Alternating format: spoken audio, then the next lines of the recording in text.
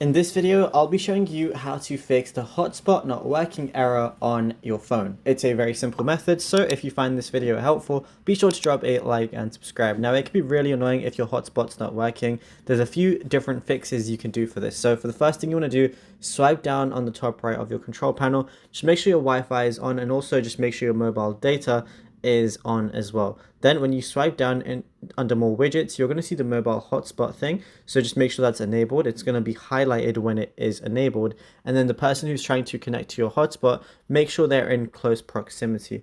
What you can also do is just hold down on the mobile hotspot button. It's going to bring you to the mobile hotspot page in your settings.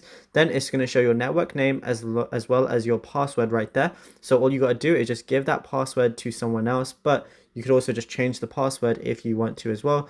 And if you want, you can do a one-time password. You can do auto hotspot as well. But you just obviously got to make sure that it's on. And the cool thing is it also shows that the amount of mobile data shared today is right now 0 MB for me because I haven't shared it.